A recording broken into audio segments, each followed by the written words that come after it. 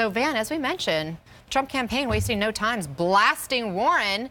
She's now the 8th person, though, to officially enter this race. It's the first time they've done that. How would you rate her campaign kickoff? And do you think she's now put the Native American heritage controversy behind her? I think that gum is sticking to her shoe, and it's going to stick to her shoe for a while. It's just a hard thing to get past. I think most of the press feels that they have a responsibility to mention it every time, as you just did. I think that's going to continue to dog her. What I am excited about, though, is that, she represents for a lot of progressive Democrats a fresh take on the Bernie Sanders phenomenon. In other words, Bernie Sanders has moved this party in a much more progressive direction. Some people, though, are not big Bernie fans. Some of those people really like the way that Elizabeth Warren talks about the middle class and talks about that middle class squeeze. She is one of our better storytellers. When it's hard to soundbite her because she often is telling the story of an American, telling the story of a mom, telling the story of a worker. And so these soundbites don't really capture the way that she really does connect with our audience. And there's a big bunch of people in our party who love her message and who love her policy agenda.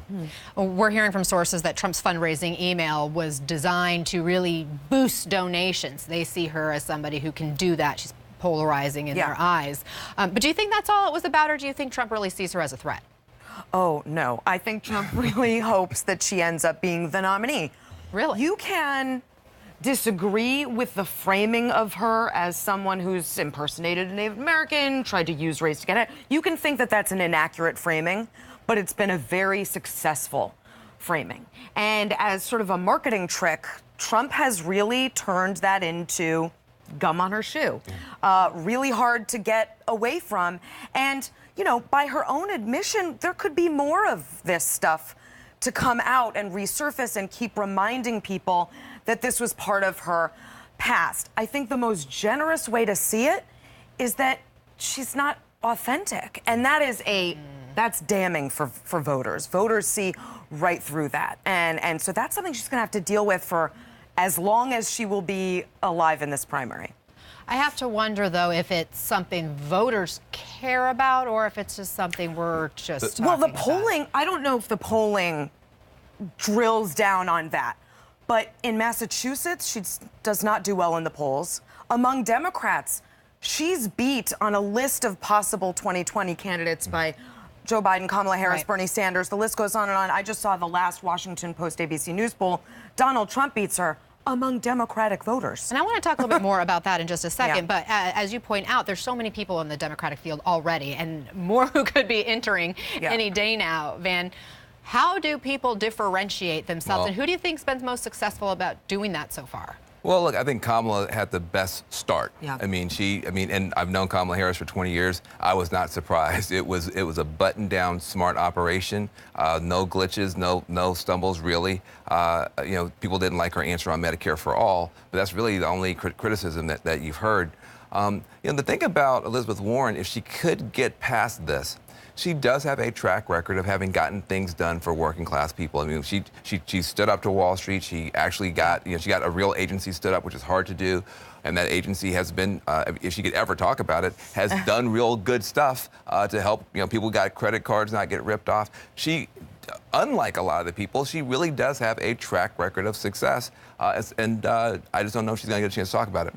The challenge, I think, for everybody is early on, you get put into a different camp. You're the black woman, the black girl magic candidate. You're the African American. You're the Latino. Elizabeth Warren right now is the fake Native American candidate. And I think that is really hurting her. And also, had she chosen to run 4 years ago, she might have won because there was clearly a hunger for somebody not Hillary Clinton in our party. Bernie Sanders got 47% of our vote in the primary. That's a huge, huge chunk of people to break away from the presumptive nominee. Had you had her in there, she could have gotten some of those women and some of those progressives. Now you have to wonder, did she miss her opportunity? You just don't know. We got a whole nother year before anybody votes for anything, but she's got a challenge. Well, the Boston Globe thinks she missed her opportunity. They came out with an editorial against her candidacy not too long ago. But let's move bigger picture, because one person who seems to be resonating, who's not even in the race yet, is Joe Biden. He's leading the pack in the most recent polling. We put it up there with 50% of Americans saying they would likely support him for president. not only ahead of other Democratic candidates, but he's also beating Trump in this poll. There's obviously a lot of energy, Van, on the left, and more candidates we're seeing trying to really highlight their progressive credentials. Moderate Joe Biden, somebody who has a history of bipartisanship from his work in the Senate, is not that person on the left. So what does that sort of polling tell us about what Americans, Democrats in particular, really want? It says that if you know somebody and you like somebody, you don't care that much about their policy agenda. In other words, some of these other people who are brand new, you know, they have to jump up and down and say, listen, Medicare for all 27 times in their speech and Green New Deal 97 times in their speech, because they're trying to say, look, I'm in step with the party. When you're Joe Biden, you could just say, hi, I'm Joe. And you had me at I'm Joe, because he is a beloved figure in our party. He was Obama's very loyal and very effective vice president. He's had his gaffes and his stumbles, so he's humanized to us. Authenticity, right? Exactly, authenticity. He lost his son, and that was a part of the heartbreak for us. So the thing is, you don't, when you know somebody and you love somebody, you don't really care as much. And so I think he can defy gravity in this party in a way that others can't. I mean, look, you're right. He's a moderate. The energy in the party is going to the far left. He's someone who's lost a number of times. It almost defies logic, but there is a nostalgia, not just for Joe Biden and the Obama era. There's a nostalgia from a guy who seems to accept and get people. And even when I disagree with his policies, there's a lack of condescension. There's a lack of judgment that, frankly, other progressive candidates can't unaffect. Is he somebody that's authentic, and that really reaches a lot of people. I mean, is he somebody anti-Trump Republicans would consider? I know a lot of, I won't say a lot, and this is anecdotal, this is not scientific. I know a number of Republicans who have said to me, I could vote for Joe Biden. I keep hearing that about Joe Biden. The other thing which I was surprised was to see Sherrod Brown, who's probably the best Democrat you've never heard of, be polling at 21%, nipping on the the heels of a Cory Booker even. That shows you something else that's happening in our party. Sherrod Brown is a working class champion, Midwestern working class champion for the Democratic Party. I mean, this guy, he'll bring you to tears talking about a waitress. I mean, who does that kind of stuff? And you had a great conversation with him just the other day on Van Jones' show. This week you're talking to Julian Castro. Let's listen to what he had to say about Biden real fast. I get the sense out there that people want a new generation of leadership. I traveled a lot over the last few years, and especially during these last 2 years, supporting candidates in the 2018 cycle. And I don't say that as anything personal against one person. The sense that I get is that people want a new generation of leadership. And in this race, just speaking for myself, I believe that I'm going to bring a vision for the country that represents the future. Do you think that Biden should maybe sit it out? I wouldn't say that. Why not? Because if he wants to run, he certainly has a track record of accomplishment. He served as the vice president. I think so many people respect him.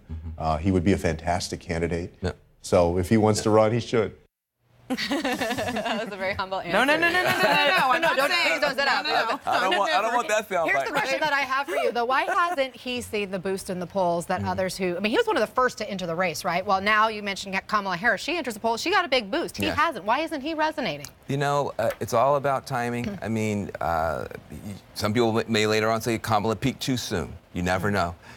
He's going to have to get out there and really work for it in Iowa.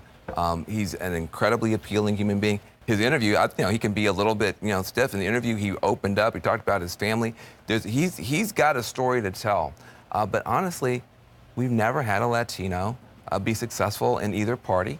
I do think that that's something in the back of people's mind. Do you think, well, can Latino versus Trump, is that a nightmare for Trump or a gift to Trump? We just don't know. I ask him that question. He has an amazing answer for it. But I just think that you've never seen the Democratic Party rally yet around a Latino candidate, and so he's going against that kind of gravity. Is it possible? I tell you, with him, it's possible because of that earnestness that he has. The same thing's his weakness of being maybe a little bit like he doesn't light up the room. There's a trustworthiness that comes through in this interview that I think could, over time, as all these stars jump up and down and get all the attention, you could have a little engine that could named Julian Castro.